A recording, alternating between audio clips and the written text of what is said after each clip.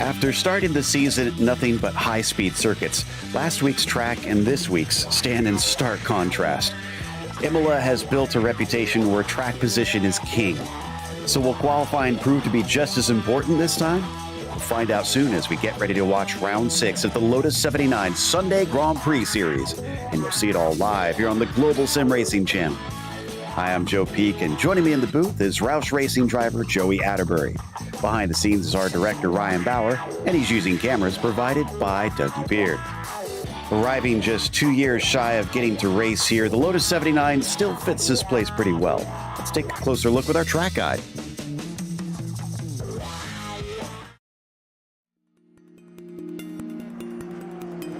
Welcome to the Autodromo Internazionale Enzo e Dino Ferrari, but most race fans know this place as simply Imola. This circuit in the northern part of Italy has seen some of the highest highs and lowest lows in motorsports history. The various tragedies that have marred the track left no choice but to alter it in the name of safety. While it originally featured mostly fast, sweeping corners, its modern 3-mile or 5-kilometer version is punctuated by tricky chicanes and incredibly technical turns. iRacing includes the Grand Prix layout and a moto version, which adds one more chicane to the front stretch. Tamburello is perhaps the most notorious of the corners for claiming the life of multi-time world champion Ayrton Senna when it was still a single breathtaking turn.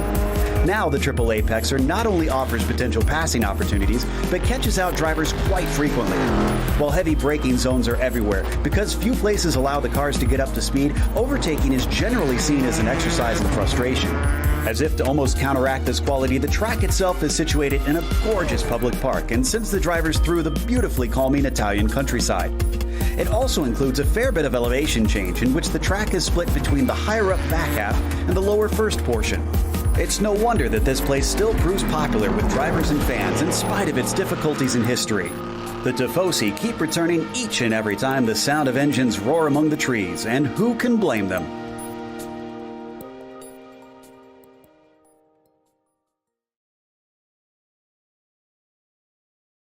This is a place that has definitely built itself its own legend, and I'm pretty sure the drivers are going to be tested out here at this one, Joey.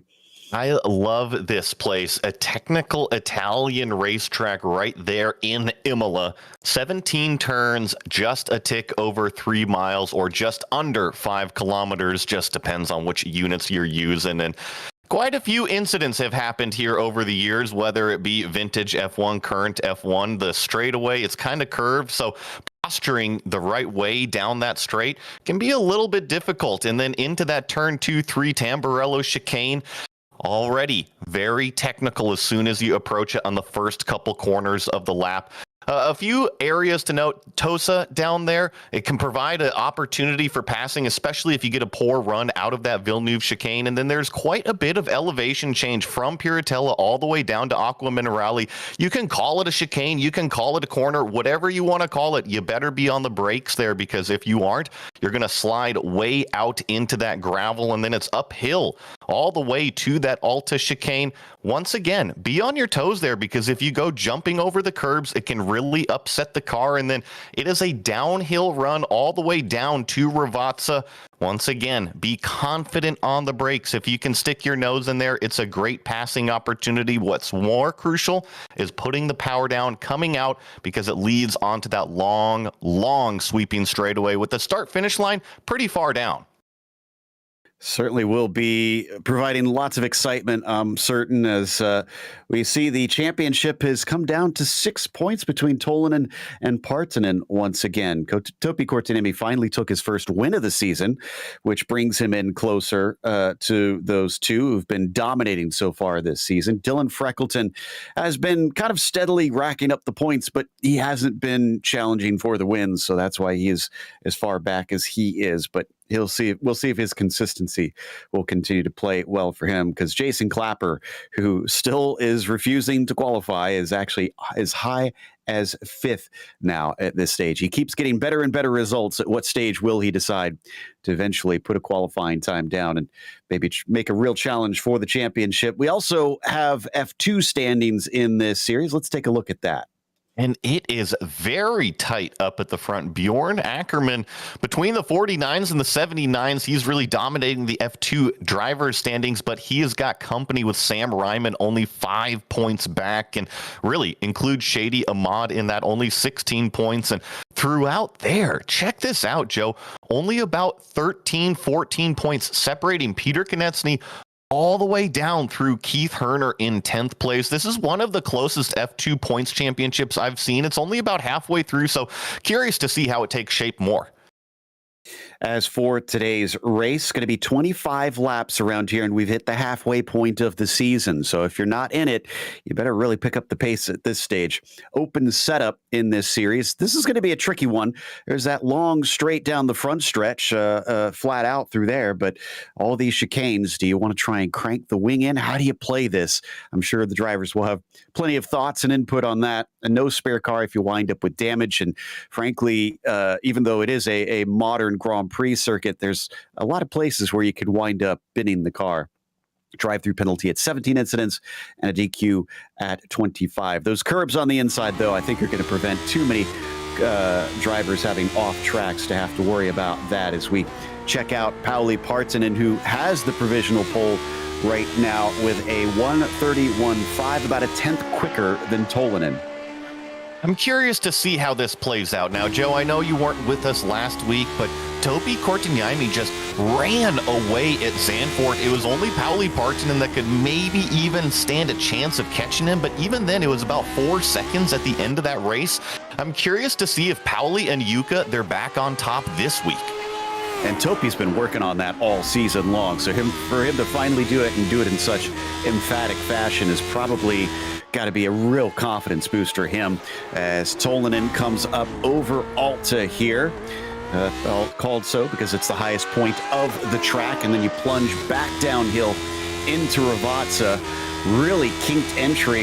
Is it difficult in these cars to get it lined up, or are you braking late enough, Joey? I think you're braking late enough, but what always distracts me going down that hill, Joe, is it looks like you're coming into a neighborhood down there. This racetrack is really smack in the middle of town. I think it is so dang neat. Yeah, and it's even in a park, actually. During the year when it's not being used for racing, you can actually take a bike out onto the track and just kind of cruise around it. So very cool stuff as Juho Raina here on board is currently in 5th, just completed his first lap. And boy, talk about a period-accurate paint scheme for this track. When they first appeared here, that is pretty much what the Ferraris looked like. And I can tell you that Tifosi were very fervent about their support for these cars when they came here. I was going to say, I'm sure the virtual Tifosi right now are cheering as this car of Juho Raina heads downhill into this very, very tricky chicane, right-hander, whatever you want to call it. There's actually a lot of grip upon the compression, but it's not at apex there, so you have to be careful leading into that corner. I think we'll see that be a problem area today. By the way, Partanen still quicker than Korteniemi, although Topi jumped up to second out there.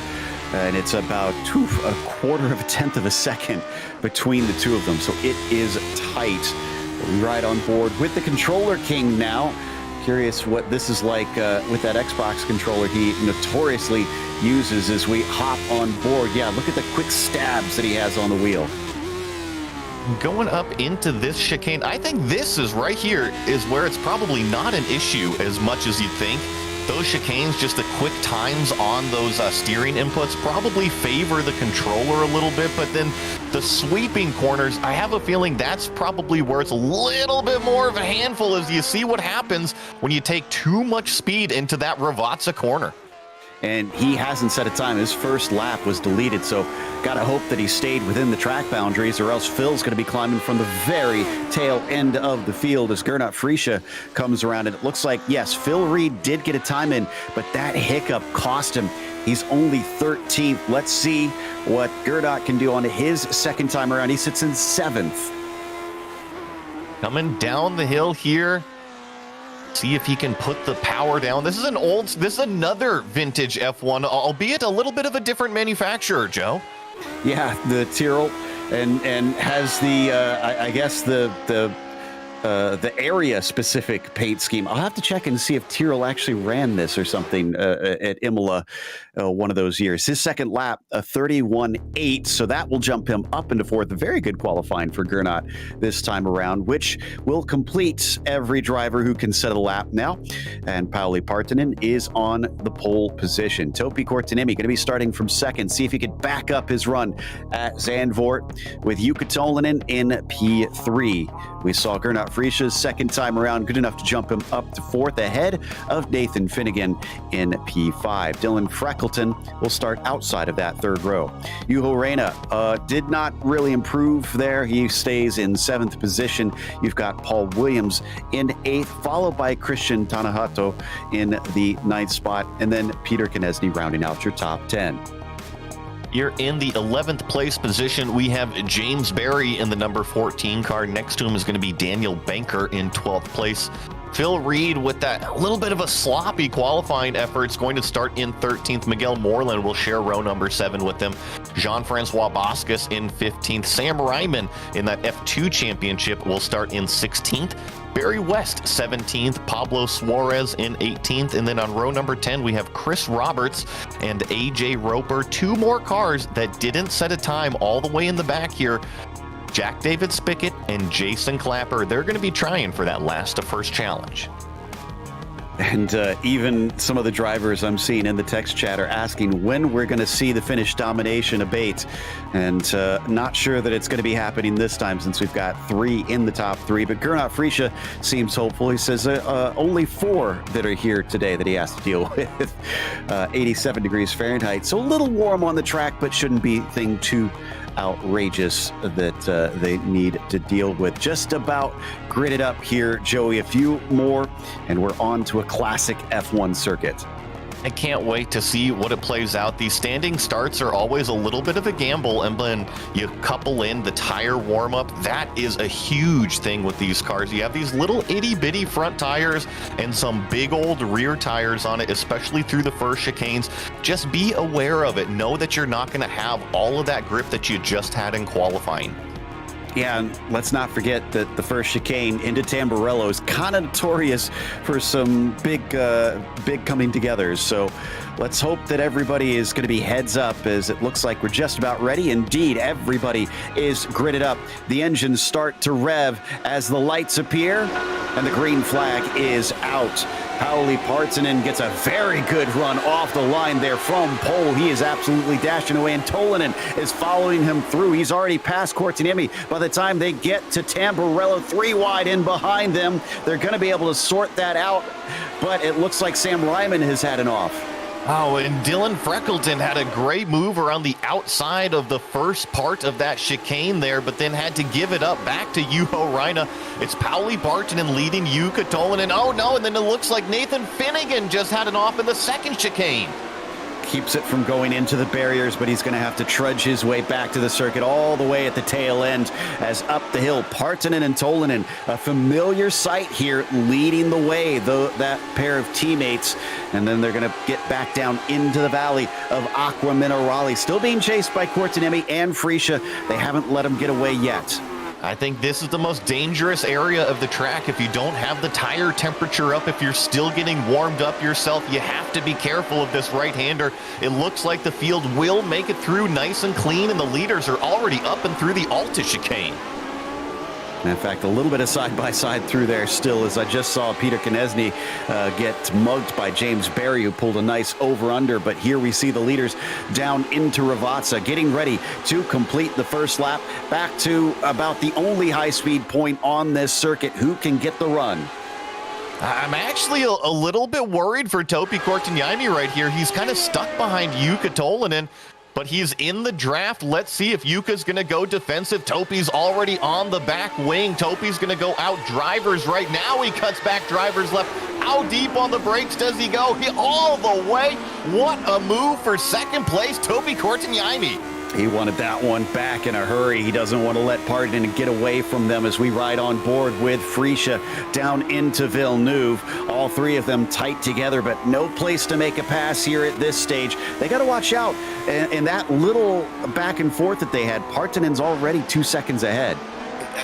I think it was a necessary cost because Yuka was holding him up, and last week Yuka was well off the pace. He was third place, but 15 seconds off of the lead. So I have a feeling that if Topi didn't clear him early, that gap is just going to keep growing. That's a good point. And then down into Aqua Minerale, rides all the way up to the curbs there, stays off of those inside sausage curbs as well before they climb back up to Alta once again. Tolanen still making sure to try and keep with them, as it looks like we are having some connection issues with Cortinimi, which is not going to make life easy. And I think we had a problem for Phil Reed, who's suddenly losing a bunch of places farther down the order. Yeah, I at least see Phil Reed back on track right now, so it wasn't a spin of any sort. I'll have to go back and check exactly what happened, but Topi Kortiniemi, after he made that pass, you made the comment he was about 1.92 seconds back from Pauli Partonen. Well, he's reeled it back into 1.6, so I have a feeling if he keeps this pace up, we might get a lead battle. So Topi, last lap, 33.3 for him. Certainly looking like he's on the throttle and going to try and chase him down. Here we've got a replay of what happened to Sam Ryman at the start. Initially, very good off the line. Look at that. He's already making a pass before we even get down to turn one. But, did he get tipped? That was a very strange moment. Not exactly sure. I know that one of these cars was a little bit slow on the left side of things. I think that's really what kind of gathered everybody up here, and a little bit of ghost contact for sure. Yeah, definitely shouldn't have had that happen. Unfortunately, that's the nature of the internet. But we're going to watch Finnegan now. So he's coming down into Villeneuve, and well, car looks like maybe it just got a little loose. Yeah, and I think he just couldn't quite get it bit up on that left side. He was probably hard on the brakes and just couldn't get it quite turned in. Get a nice above shot here. That's exactly what happened, is he was trying to get it turned in, jumped on the brakes, and probably just locked him up. And then let's see what happened to Phil Reed on that second lap. This is down into Aqua Minerale. Oh, way wide. And he's probably grateful that they have all that paved runoff. Well, and probably that gravel is a little bit more grippy than it used to be, too. So I think that Phil Reed is probably saying thank you to iRacing. Well, he carries on, but he's down in 15th, unfortunately.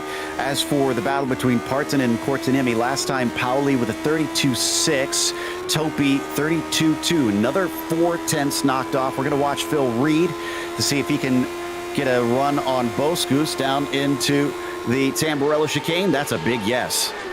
I think Jean-Francois realized the speed was behind him, just kind of lifted off the throttle and let him by as we catch up with the battle for 7th places. James Barry, Paul Williams, Christian Tannehout, all kind of locked in here for what would be a top 5 if they can keep going forward.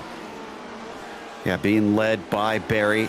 I mentioned earlier that he pulled a good move on, I think it was Konechny earlier, but I think Peter is dropping off this group a little bit, falling backwards as we ride on board with Christian, looking up at the 2 ahead of us. Something you do have to be a little bit conscious of here at Imola, dirty air, especially into some of these brake zones. Maybe not so much at apex speed, but when you have that dirty air in front of you, you just don't quite have 100% of what you're used to when you're running all by yourself. Just keep it in the back of your mind. All of them looking nice and tidy up through Alta this time, but we head down into Ravazza. I've seen pass attempts into there, but often they don't quite work out. It's difficult to get the braking into this corner. And yeah, there's one of those houses you were talking about. They've even got the virtual fans all lined up on the balconies. I'm sure that they've got a nice Italian spread of food watching the race. I would love to go visit that apartment. I'm sure it is quite the experiences. Here comes Williams. Breezes past James Barry. Oh, maybe not. They're coming down to the braking. It looks like Barry's going to try and come back at him. Can't quite get his nose in there. I think this racetrack is really known for a lot of over-under moves. Let's see if James Barry, he's got a run, and now you're going to see Williams kind of go defensive there. Everything sorts itself out single file once again, but with 4 cars here, and there's a poor run. Everything's getting stacked up. James Barry looking left, looking right, anywhere that he can try to go, and here comes another over-under. Oof, he's got to be careful because Christian just about got into the back of him as he chopped down to the apex. climbing up towards Piratella. They've been joined by Konieczny, who's regained all that he had lost in this. Side by side into Aqua Minerale. Something's got to give, and it's going to be Christian who eventually lets Barry go. This was on the wrong side of the road there going into Minerale. Christian realized that was never going to work, and now Paul Williams has maybe a little bit more of some breathing space here, can kind of focus on where he needs to go. Something's happened to Daniel Banker a little bit farther down, heading into Ravazza. Well, there is, like I said, tried to make a move. Oh, no, who was that? It was Banker that got spun around. I believe that was Jack David Spickett. That's the Pepsi livery. Oh, you're right. So that's our driver trying to climb from the back after failing to set a time and sliding in there a little hard, made contact and absolutely elbows him off into the kitty litter. And you were just talking about Ravazza, and not a lot of passes get made down in there, or you should say successful passes, I think is how you kind of phrased it. And right there, that was a perfect example. Jack David Spickett had an opportunity, but couple that with the speed as well as going downhill, it really carries your momentum through the corner. Back to the lead, Partanen versus Kortiniemi. Pauli still has the track position, leading the way early in the race too, but it's looking like Topi still has the speed of last week. Unfortunately, blinking quite a bit in that black number 1. Through Aqua Minerale, he's on the back of him. It's always one thing to pass, or one thing to catch, it's another thing to pass, especially here at Imola, where it can be a little tricky to overtake. Well, he's just kind of channeling his inner Talladega Nights, being the magic man back there. You know, now you see me, now you don't, with a little bit of a blinking from Topi in second place. But one thing's for sure, his pace is raw speed. He hunted him down 2 seconds from way in the back. He has left Jukka Tolvanen in the dust, and I think that this battle, it's here to stay. I wonder if it's going to be the chess game that we're used to seeing between Topi, or I should say Pauli and Jukka, versus a true aggressor Topi mixed in there. He's going to gain on him coming down towards Tamburello, but just doesn't have enough straightaway. Looks like Pauli's got it at least quick enough in a straight line, and I wonder if that's going to be one of the key factors as they come towards Villeneuve as well. Tolvanen absolutely couldn't hang his, wow, Topi breaking deep into that second chicane. But I was going to say, Tolvanen already 3 seconds off of them. Yeah, I was noticing that too. And I'm not sure if it's just maybe Jukka isn't putting in as much practice time. And actually, Topi was on the verge of taking a look at the inside of Pauli Partanen. And looking at this season so far, I know we've got the battle, but it really has been Topi Kortiniemi struggling on the top end. He uses a little bit more wing, a little bit more grip in the car, and that's what I'm seeing again right here through this middle section of the track. Look at how aggressive that black number 1 is. That's how he's making up all of his speed. So he might have to get a little creative here. Partanen looking over his rear wing. Definitely can see him getting close. Will he go for the pass into Ravazza? He's going to try and look for it. Can he make it clean is the question. Almost has it inside, but can't execute. Partanen will live to fight another day. Actually gets a really nice run out onto the front straightaway. Let's put this wing theory to test here. Now, if they are running equal wing levels, Topi should be able to draft right up alongside of him, at least get next to him. If he's running more wing, he's not even going to be able to get there. And going into turn 1, oh, deep on the brakes goes Topi, and oh, there's contact between the two. Both off the course. Topi's going to try to get back running as quickly as he can. Oh, and his teammate, Jukka Tolanen's teammate, actually costs him the chance to try and sneak by. Topi will take the lead, but here we go. Gernot Frische. We haven't talked about him. He's now in the fray. It's all of a sudden turned into a 5-car battle. Juho Raina's on the back as the caboose, so Topi continues to lead. Jukka Tolvanen now in second place. Gernot Frische third. Pauli Partanen, I'm riding on board with him. I don't see any steering damage, but that doesn't tell me anything about the rear end of the car. Up through Piratella, he's right on top of him. I'm sure his teammates already been in his ear and telling him, go get him. And he is trying to pile the pressure on. He's going to have to try and out-drag him down the front stretch, maybe. I'm sure similar setup to what Pauli has with less wing in it, and that might make life a little bit easier. But what about Gernot Frische behind them? He's the big unknown in this. I have to chuckle to myself a little bit. Wasn't it Gernot Frischa pre-race saying, "What's up with all the Finns?" And here he is sandwiched by them all. Let's take another look at it. And he knew it was too deep, locked him up, trying to stay out of him, but just couldn't do it. Although I will say maybe a little bit more room could have been given, although I think they still would have come together with Topi kind of spearing his way in. It's tough, Joe. It was an extremely aggressive move from Topi, and I think that if you asked him, he would take it back for sure. I would have to put the blame on the number one car, unfortunately.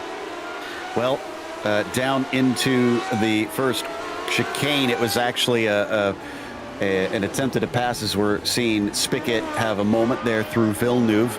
It was the likes of Frischa trying to attack on Tolan. And in fact, actually, Frischa's going to lose the spot. Here we go. Up into Tosa. Will he? He's going to try and hang around the outside, but it's going to be another left-hander up through Piratella. Advantage goes to Partanen. Quicker in a straight line up there. I wonder if there is damage on Partanen's car. Yeah, but crucially, Pauli was the one who regathered it up and then made the pass on Gernot within, 3 or 4 laps from that spin. So I wouldn't look too closely into it. I think the biggest problem that Pauli faces now is that he's 2.5 seconds back from his teammate Yuka. He's got to make up that ground before he even catches Topi again. Well, and on top of that, yeah, Topi's kind of running away. So it looks like that higher downforce setup is doing him well once he's got the lead. It's all differences in tracks. You know, there's lots of tracks where downforce provides you the lap time as well as the fastest race car. Sometimes it's the lower downforce that doesn't provide you the stable race car or qualifying, but provides you the best racing car when it comes to the race to overtake. Here at Imola, I don't think that's necessarily the case, and I think Topi is proving it. Saw a huge catch there to try to figure out who we were riding on board with through the chicane. That was Finnegan, it looks like, who had to counter steer his way off the corner, but thankfully did not lose it. This is the battle for third now. Partanen, Frischa, and Juho Raina in the number 8. That red Ferrari looking for the best finish he can get on sort of home ground, not for the driver, but for the livery. All of these liveries, I think the schemes are so cool. That's one of the best parts I feel about sim racing, is kind of the creative outlet out there, is that you can throw it back to all these vintage liveries and really pay your respects to the legends of the past, if you will. Or you can kind of have your fun at it, have your artistic creativity. As we take a look at Phil Reed, looks like Phil's going to have more problems, clips those curbs, and kind of a death sentence in these cars when he clipped those curbs. But Joe, back to my point, I just love all the different liveries. Like even here, this Marlboro livery that has no business on an F1 car. and yeah, the love of the history of these drivers is James Barry. Boy, a lot of passes being made just by mistakes out here. Or almost a pass, and unfortunately the car says, no, I can't do that, and around he goes. The back up here, and Pauli Partanen has gotten back on it. Gonna see what his lap time is as he comes around, although Topi Cortignani sets a purple fastest lap right on board with Juho Raina chasing down Gernot Frischa. Gonna take a look into turn 1. Not quite close enough, but I was curious, was Pauli having damage on the car, or can he get back up to pace and start hunting him down? My answer is he is chasing down Jukka Tolvanen already. Yeah, just looking at it here, the camera shots aren't really showing anything, so I think he is clean. And the last lap time for Pauli was a 32.1. Tolvanen 32.8, much faster actually. Yeah, he's chomping at the bit here. Right on board with Jack David Spickett. Thinks better of this move. This is Phil Reed right in front of him. And remember, we've highlighted these two drivers quite a few times already, unfortunately. Jack David Spickett getting his elbows out down there in Ravazza. Phil Reed having a couple spins up over the curb. So they're trying to make their way back up through. And same thing with James Barry, trying to hold him back. Yeah, all three of these drivers just recently had offs, and they wound up together. Go figure, as the 4 typically is up there fighting for podiums, but not today. Just trying to creep it back into the top 10 here, as we're almost halfway through this race already. Climbing up the hill, looks like Barry will be able to rebuff him at least this time. If you want to draw some parallels, if you're golfing, they all found themselves in the same sand trap at the same time. That's a good comparison on that one. Watching from Spicket, it's much closer for Reed on Barry this time. Will he actually try and send it in? Looks like that's going to be a no, and he'll stay back as they fly through Ravazza onto the main straight. Could be trying to set himself up for the front stretch here. What kind of top-end speed does that black and red number 4 have? Already closing it in. James Berry goes defensive on the left side of the racetrack. That's pretty typical. Force Phil Reed the long way around. Make him go even deeper on the brakes, which Phil does. Can he keep it on the racetrack? No, he drifts wide. Second time we've seen him have issues through that Tamburello chicane, and gives up a good opportunity. Might actually lose another spot to Nathan Finnegan now as we watch from Jukka Tolinen. Oh, Partanen already got by him. Holy cow. Yeah, we missed that. Let's take a look at the replay where this got done. This is heading into the second chicane. I believe this will probably happen down here in the Tosa hairpin, either on entry or on exit. I'm going to guess Jukka just pulls to the side of the road. Yeah, you're right. That was definitely a teammate move. Saw him coming, didn't want to hold him up, also didn't want to make himself vulnerable to Frisha, who's trying to chase him down, so that was probably smart on both of their parts. So Partanen, all right, let's see what the lap times are going to be this time, because Korteniemi has been close on those fastest laps with Pauli, and Topi hit a 31.3. Partanen, he'll cross the line, 32 flat. Ooh, that's still slower, but that was with an overtake. It was with an overtake. I'm watching the interval, the gap, and it has been growing, unfortunately. There's been a little bit of an accordion where Pauli did have a faster lap just a couple ago, but yeah, it seems like Topi, like last week, has brought his A game. Well, and you know, I mentioned it in the pre-race, Joey, that these two tracks that they raced last week and this week are so different from the first few that they ran. And if these two are known for liking low downforce, maybe the tables have turned. Now that they're at twistier tracks, they just don't have the pace that Topi does. You said it far better than I did, and it all comes down to the driving style. You know, how do you like your car?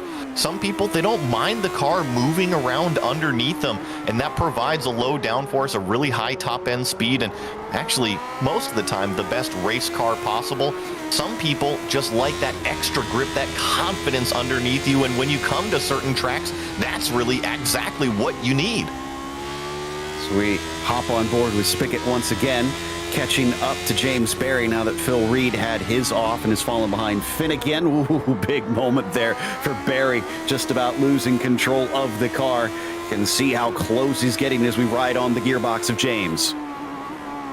Jack David Spicket trying to move his way up, and if he doesn't get by James Berry soon, you see Nathan Finnegan right there behind, so curious to see how this is all going to play out. Yeah, I'm sorry, there's a mistake.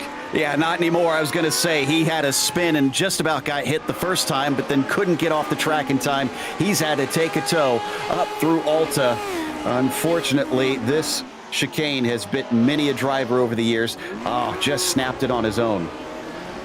And Phil Reed, talk about a close call, and unfortunately, there was a couple more that came through that did get into that accident there. Joe, check this out. Watch how close this is. Ooh, good reaction time.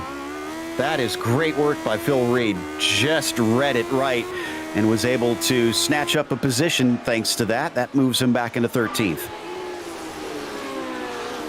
Back up here with Jukka and Pauli, this second place, and I think that Pauli is starting to stretch it out. However, he's kind of leaving his teammate Jukka in the snake pit because Gurna and Juho are right there trying to chase him down.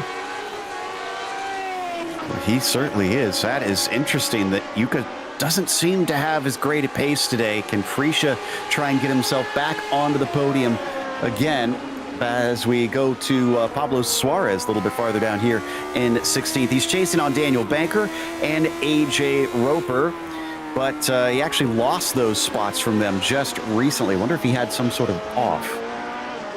Remember, we were covering Daniel Banker a little bit earlier. I think he was the one who got shoved off down there in Ravazza. So I have a feeling that a lot of these cars that are a little bit further back in track position, they had some mistakes earlier on, and they're really just trying to dig themselves out of that hole. I think you might be right on that one. Christian Tanahato here chasing on 7th place up through Tamburello. Has got a very good run. It takes a brave man to try and make a pass into this second chicane, and he's not able to get his nose in. A defense from Williams rebuffs him for now, but he's a little slow off the corner once again. Up into Tosa, the hairpin. Nothing doing there. Tries to cut back underneath him. Actually might have it here, Joey. Yeah, this is a really good run from Christian. Can he get up alongside Paul Williams? I think he's there. Is he going to keep his nose in? Yes, and now with this long sweeping left-hander, the position is his.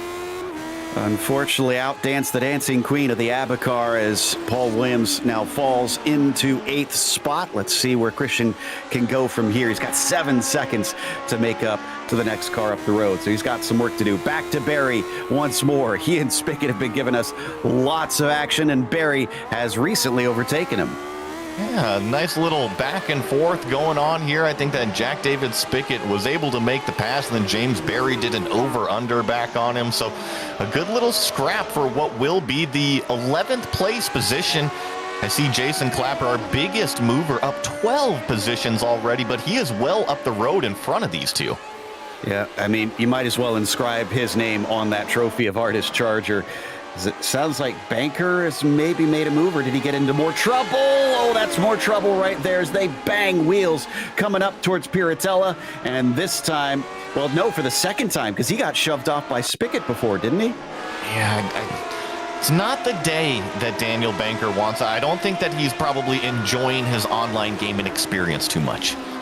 And again, a little bit of netcode, unfortunately. I think they should have maybe gotten a little more away with that, but just wasn't meant to be.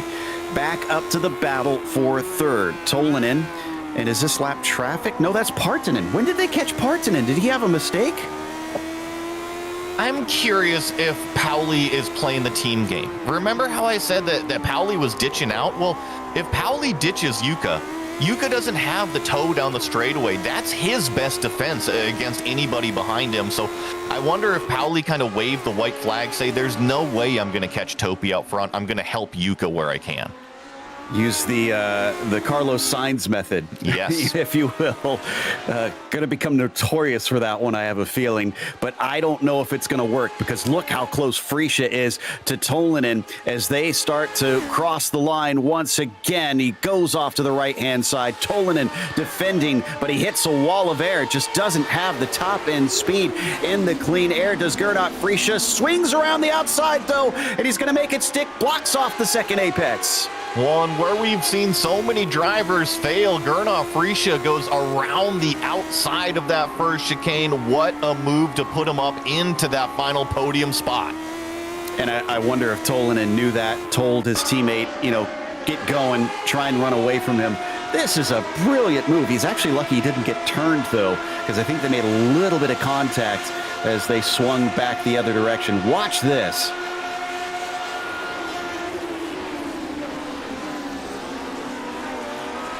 Right on the edge. Yeah, that right there was that compression moment you were talking about. And actually, Tolinen already back on the gearbox of Freesia. But remember how I said that I think Pauli Partanen was hanging around? Well, now that there's no hope for Jukka Tolinen, he is once again checked out.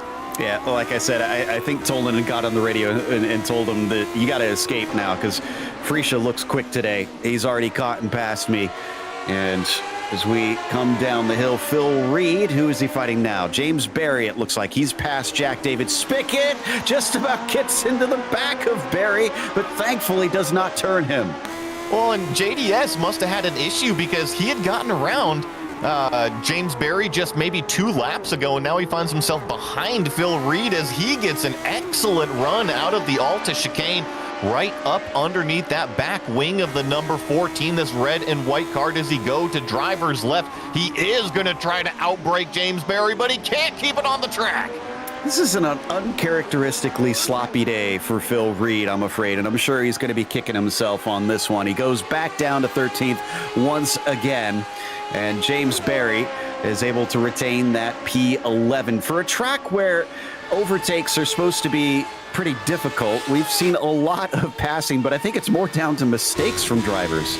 It is. I think that they've kind of overstepped the limit maybe just a few too many times today, but it hasn't necessarily been messy where cars are getting knocked out of the race. It's more just overstepping a brake limit, going off into the grass, and kind of having to regather it.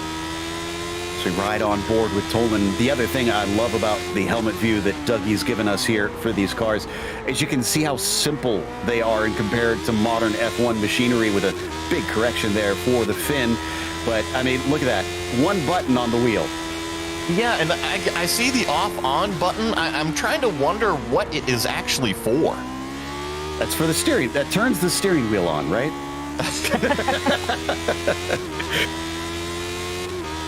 Yeah, I'm hearing. I mean, it would make sense if it's the ignition or the master switch. It's just odd that it's on the steering wheel itself rather than on the control panel. But hey, I wasn't alive back when these were made.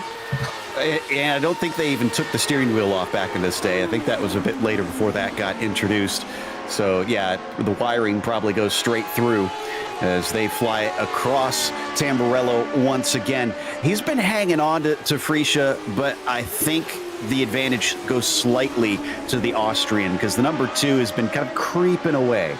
Yes. I'm really curious with Yuka. I mentioned it earlier. Last week at Zandvoort, his pace was further off than what it is here this week. So I wonder if he maybe just doesn't have the time to put in the practice like Pauli does, or maybe if he's missing something in the setup that he's tweaking that Pauli isn't.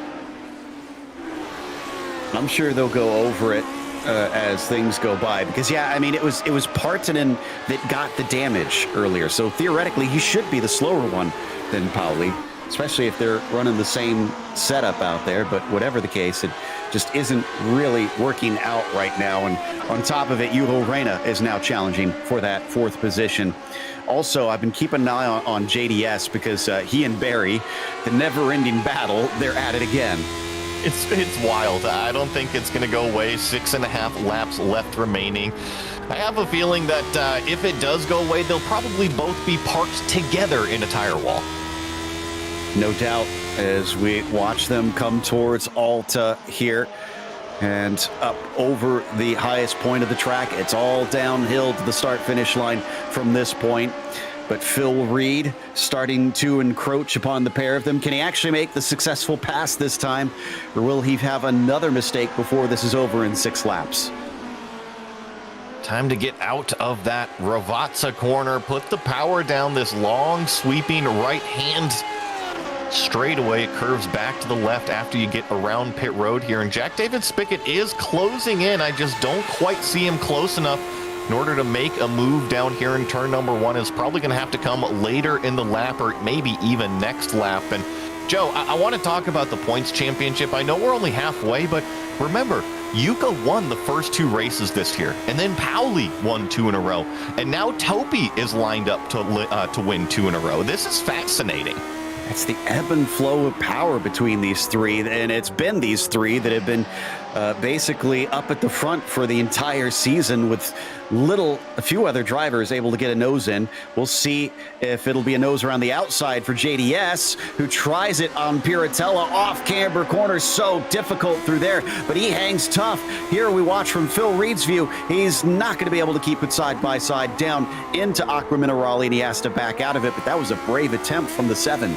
That long way around that sweeping Piratella corner, it's just so much longer that you really have to have a higher top speed in order to get up alongside your competitor. And now up and through the Alta chicane, everybody kind of equidistant as we run down to Ravazza.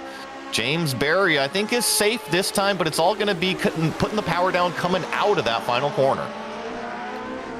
And let's see who gets the power down as they all try and tuck it down to the apex. Big slide there behind from Phil Reed, so he's not going to be a factor.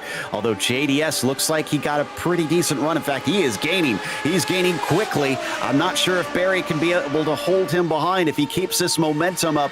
But no, he's going to be able to stay just ahead as they come into the braking zone. Way to the outside, too far to the outside for Jack David Spickett, and he will lose the spot. Did you see Phil Reed waving his hand at him as he drove by? He goes, hey, I've done that like 3 times already. I get that. He learned his lesson. Let someone else made the mistake. As Juho Raina is up on the gearbox of Jukka Tolinen now. Oh, but he got a poor exit here off the Alta chicane.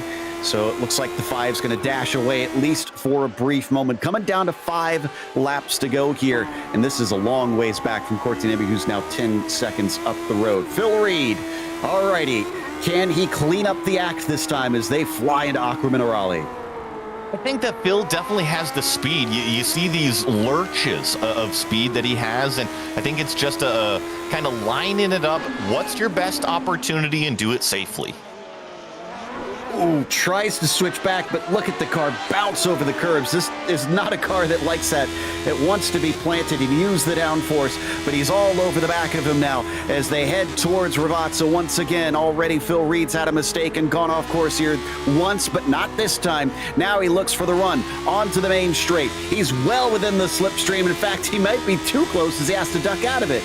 Yeah, but if he can get to the left side of James Berry, which he does, now the spotter will be saying you are not clear. The left side of the racetrack is where you want going down into turn 1. Can he take it deep enough on the brakes to clear James Berry? Yes, he does. Nicely done. Phil Reed up to 11th, and it's been a long time coming for him. He has to try and chase down Clapper, but Jason, almost kind of known for his consistency, is about 7 seconds up the road. So I think that'll be a tall order. Well, looks like we got Magic Man version 2.0 out there with Jack David Spickett having some internet issues. He's blinking right behind James Berry here. And you know that JDS says, well, if Phil Reed got by him, I can do it again too. Yeah, he's going to try his best to make this a battle. Back down into the neighborhood once again. Ooh, getting very close. Or actually, no, this is into Aqua Minerale here, not Ravazza that they're working. Gets a good cut back. Defensive move up into the chicane before he returns to the racing line. Oh, really lose from James Berry into the first part of that Alta chicane. That's going to possibly open the door for Jack David Spickett. He is in the slipstream, but we've seen so many mistakes going downhill into this brake zone. And look at this, Joe. It's almost like these drivers, they're evolving, they're learning.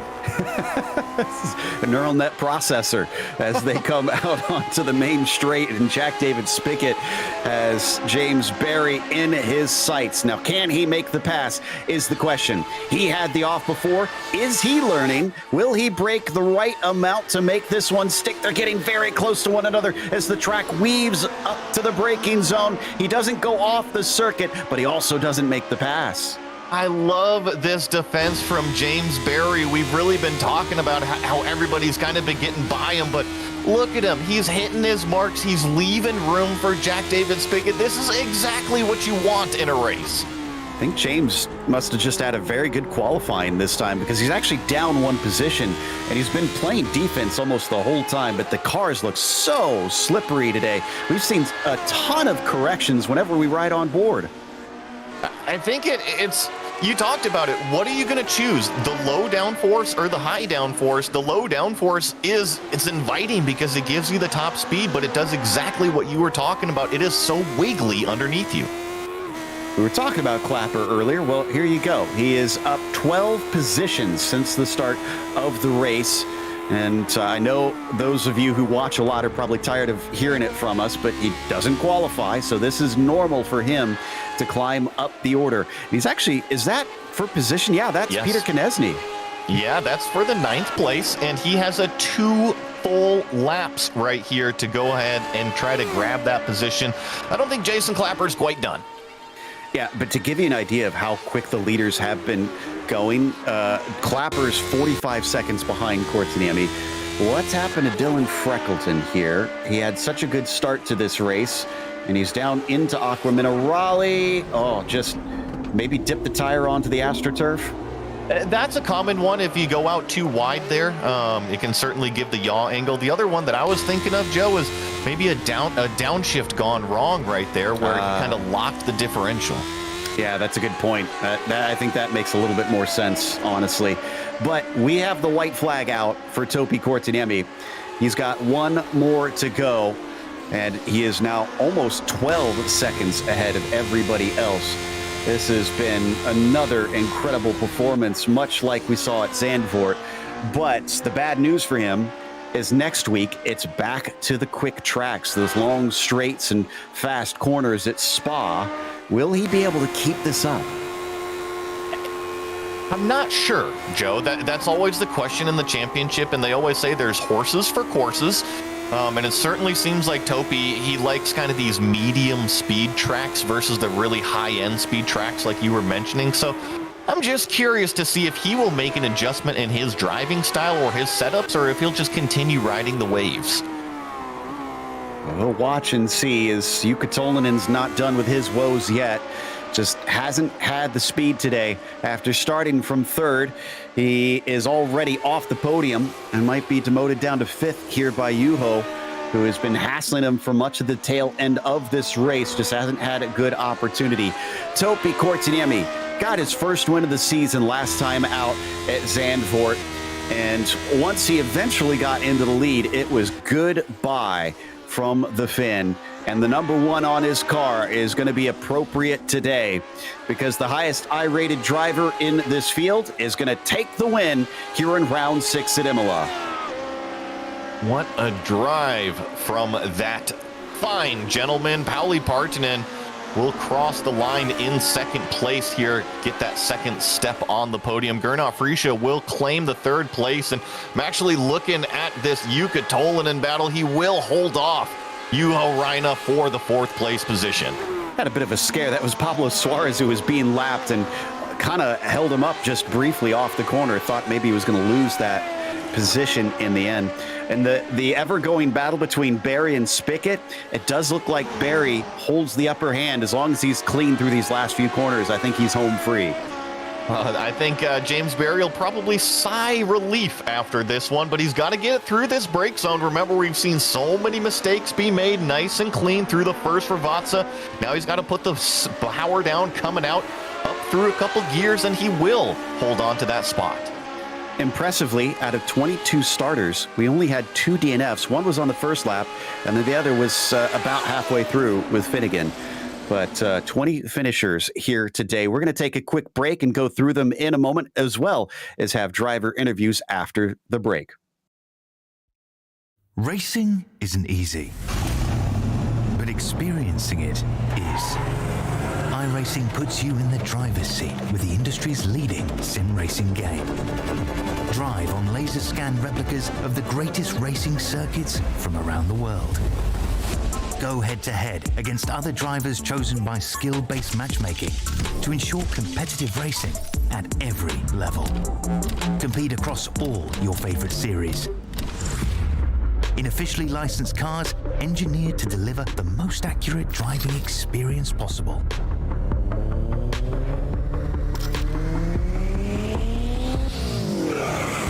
Join a race or host your own with players from across the globe. Race against the computer or in a league with friends. Feel the thrill behind the wheel. Visit iRacing.com.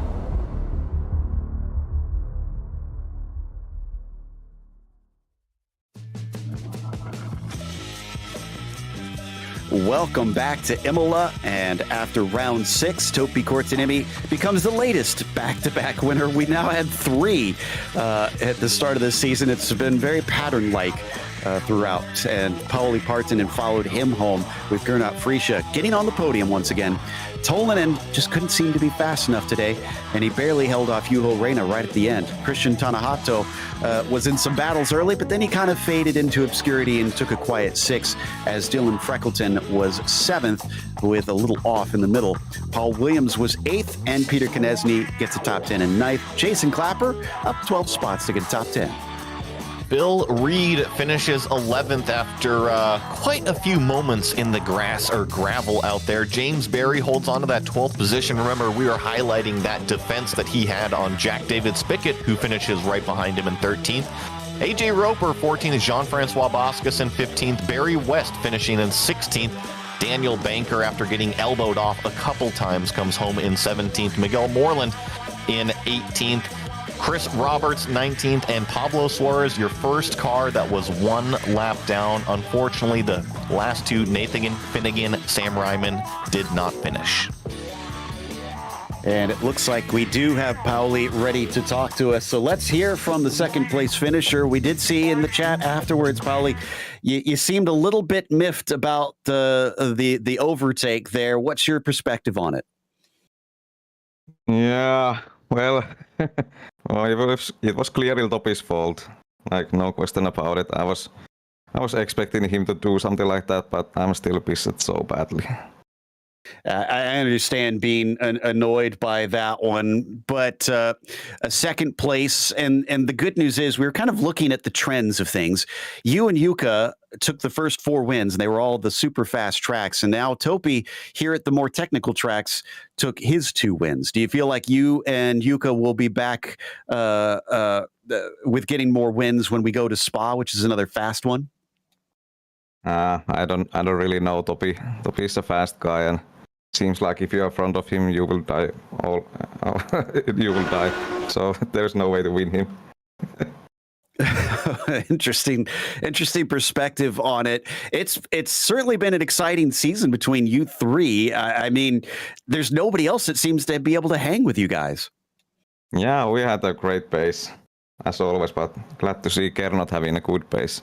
He was really pushing this race, and the previous one we had.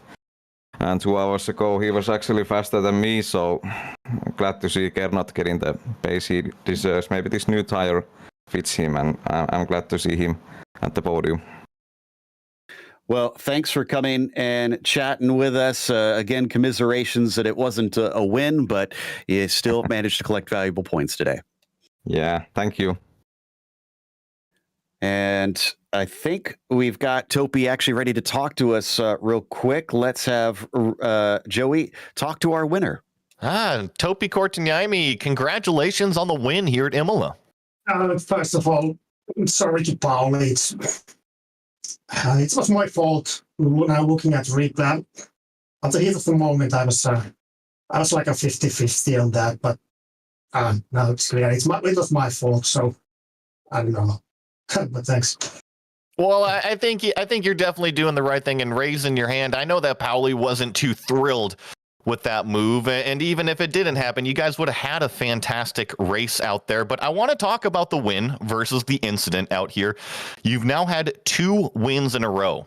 Yuka started the season with 2 in a row. Then it was Pauli. Now it's you. Can you make it 3 in a row? We'll see. I should mostly be looking for a good battle because we haven't had one for a while, and apparently getting a bit rusty and battling with the 79. Well, I really think that these tracks last week, this week, they really suited your driving style. You've capitalized on that with 2 checkered flags. Dopey, before I let you go, anybody you want to give a shout out to? No, to Pauli, really. He drew a good defense.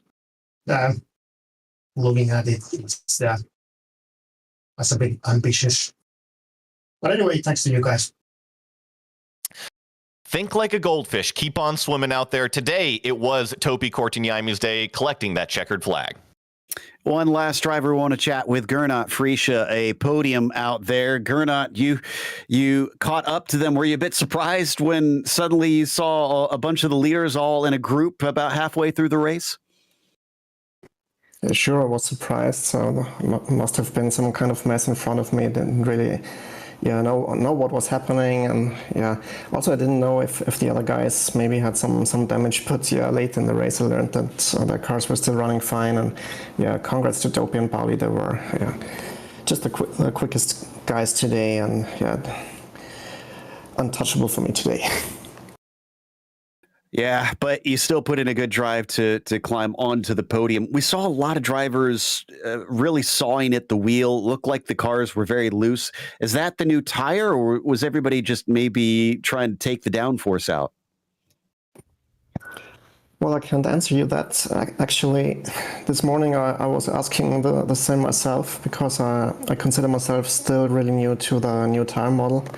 And to me, it feels like the car is floating. I'm not really connected to the road. especially on cold tires. It gets much better during the race. So I think then my pace also picked up a bit and I felt more confident. But yeah, you're sliding a lot, and of course you're using your steering wheel a lot as well then. One last quick one for you. We noticed that you had Imola ceramics on this Tira livery. Was that one that they actually ran here at this track? I have no idea. I didn't put in much time this season so far, so I just downloaded the car paint from Trading Paints and ran with it. Actually, I see it in the replay now. I didn't even realize it before the race. Didn't know the sponsors, but congratulations on the podium today. Bit embarrassing in real life, but in the simulator, it's okay. Well, that was Gernot Frische finishing third out there, and that's going to close us out for today's broadcast. So a big thank you to the team, Joey, Ryan, and Dougie. Make sure to check out our social media, our website, and our merchandise store. And don't forget to subscribe to our YouTube channel as well so you don't miss a moment here on GSRC. As we mentioned, next race is Spa. That'll be Sunday, October 29th at 12:30 p.m. Eastern.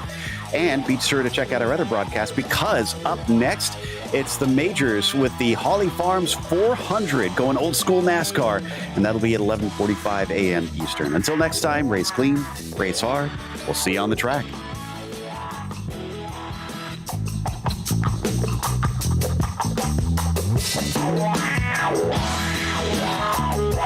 Wow.